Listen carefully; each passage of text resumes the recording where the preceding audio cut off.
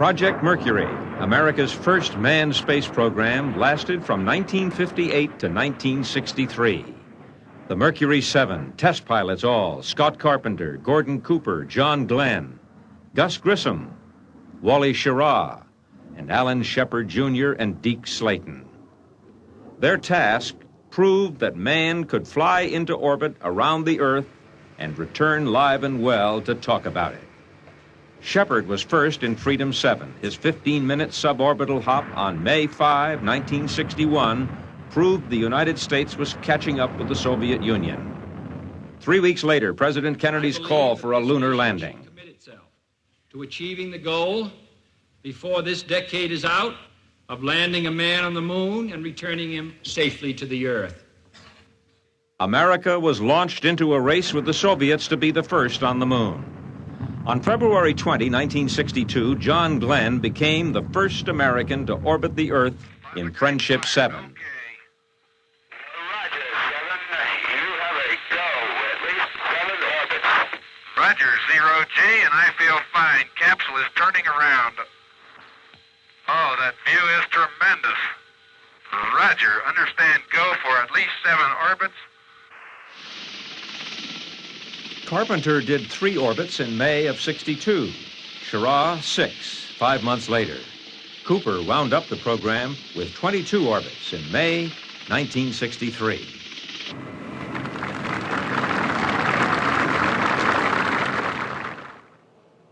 Gemini, the bridge to Apollo, used a more advanced vehicle carrying 2 crewmen. Its goals: test the skills and endurance of the astronauts and practice the rendezvous and docking procedures and other maneuvers for the moon voyage. Astronauts flew 10 Gemini missions between March of 1965 and November 1966. On the second, Ed White, secured by a golden tether, performed America's first spacewalk. He liked it so much he didn't want to come in. I think I'm dragging a little bit, so I don't want to fire the gun yet.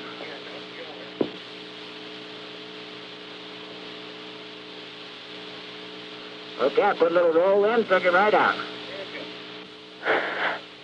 Okay, I'm coming over. Okay, stand by. You see me yet? I sure don't. Oh, there you are. Look at the camera on now. Okay. This is like, you're right in front, Ed. You look beautiful. I feel like $1 million, so I'm going to pitch up. And y'all laugh. I'm coming back to you. Gemini 6 and 7 rendezvoused in orbit and maneuvered in close formation. We're just flying nose to nose. Roger. We can very clearly see the horizon scanners operating. Roger, Tim. Gemini 12, Houston. Gemini 12 confirmed the docking procedures tested on Gemini's 8, 10, and 11. Astronauts got a warm welcome aboard the carrier following splashdown. The Gemini flights were over in November 1966. The crews were ready for the great voyage. But before it could begin, tragedy intervened. Astronauts Gus Grissom, Ed White, and Roger Chaffee, assigned to the first Apollo mission, perished when fire engulfed the interior of their spacecraft during a launch rehearsal on January 27, 1967. 16 months later, a Saturn 1B rocket launched Apollo 7 into Earth orbit. Astronauts practiced rendezvous and simulated docking procedures as millions watched their live TV pictures of the Earth from orbit. It is minus 4 balls 1. Apollo 7, Houston. We have you go for orbit here. Go for orbit. Beautiful. This is Apollo 8 coming to you live from the moon. Apollo 8, history's first manned flight to the vicinity of another celestial body. For the last 16 hours. Landers, Jim Lovell, and myself have spent the day before Christmas up here doing experiments, taking pictures, and firing our spacecraft engines to maneuver around. Jim, what have you thought most about? Well, frankly, the vast loneliness up here on the moon is awe-inspiring, and it makes you realize just what you have back there on Earth. The Earth from here is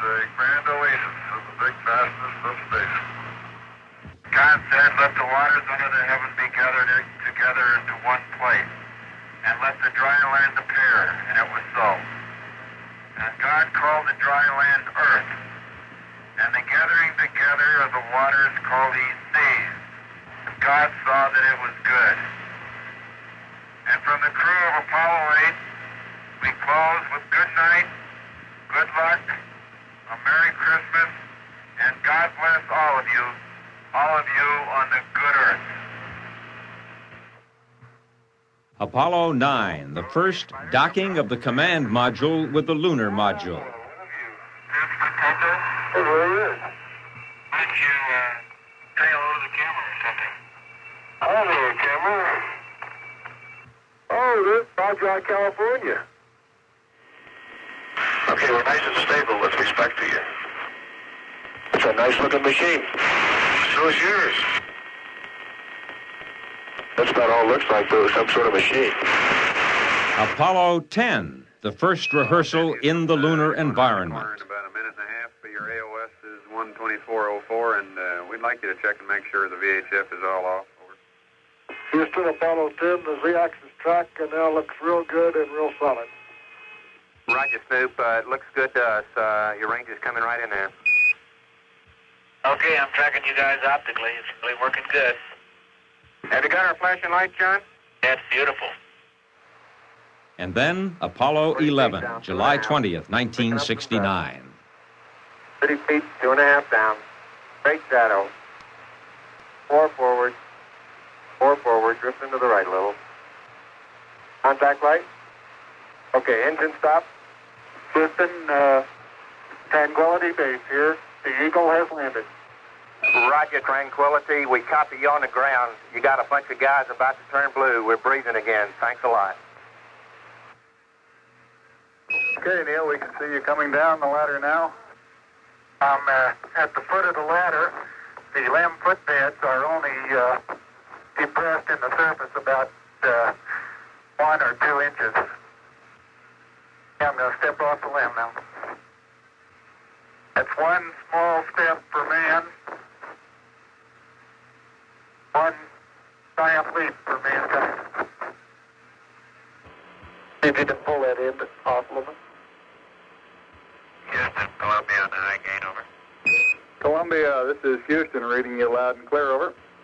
Yeah, read you loud and clear. How's it going? Roger, the EVA is progressing beautifully. They're setting up the flag now. Beautiful, just beautiful.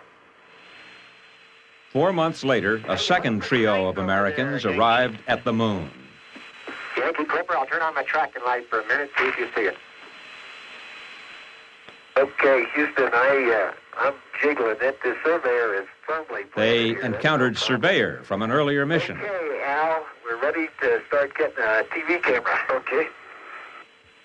A big smile. Okay. Next up, in April 1970, Apollo 13. The nip of Jack Frost, over. Well, a little boots and 2 pair of underwear. And every once in a while he's calling to a street train. Yeah. We're all reluctant to break out the suit. Yeah, that's understandable. You can always use them if you have to. 2 days into the mission, an oxygen tank exploded in the command service module. The crew faced the prospect of slow suffocation. 141 hours, 30 minutes, ground elapsed time. Right by the high gate antenna, the whole panel is blown out, almost from the base to the engine. But using the reserves of oxygen in the lunar module, and with that module as their lifeboat, they were able to return safely to Earth.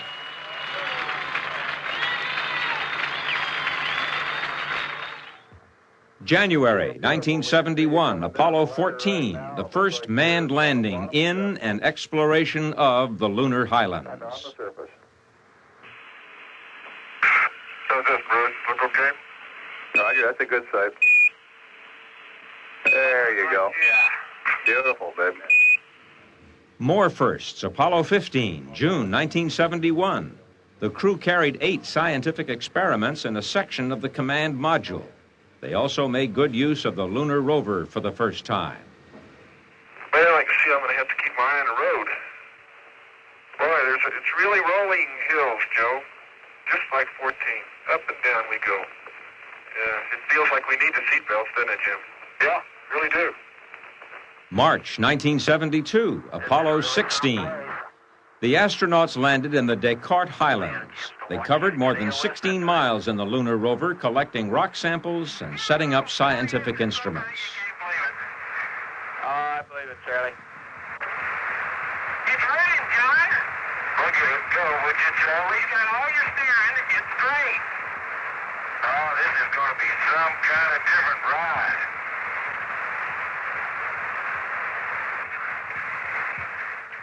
Well, Tony, that's your half rock right there. Very good. Don't get too near the edge of that thing. It falls off. Look over at your right. It falls off pretty good. Yeah, I know. 9 months later, Apollo 17, the last of the Apollo flights. Astronauts landed in the moon's Taurus mountain region. Using the lunar rover, they gathered 243 pounds of lunar samples. Next to the boulder, down to about 3 centimeters. I was in bag 569. Hippity hoppity, hippity hoppity, hippity hopping over hill and dale. Apollo sent a dozen Americans to rove the surface of the moon, and 15 others to fly into the grasp of its 1/6 gravity. They took the measure of the moon, and in so doing took the measure of themselves and demonstrated the human potential. They brought back rocks, but as Mike Collins later told a joint session of Congress, it's a fair trade, for just as the Rosetta Stone revealed the language of ancient Egypt, so may these rocks unlock the mystery of the origin of the moon, and indeed even of our Earth and solar system. Mercury, Gemini, and Apollo. Their journeys have ended, but ours have barely begun.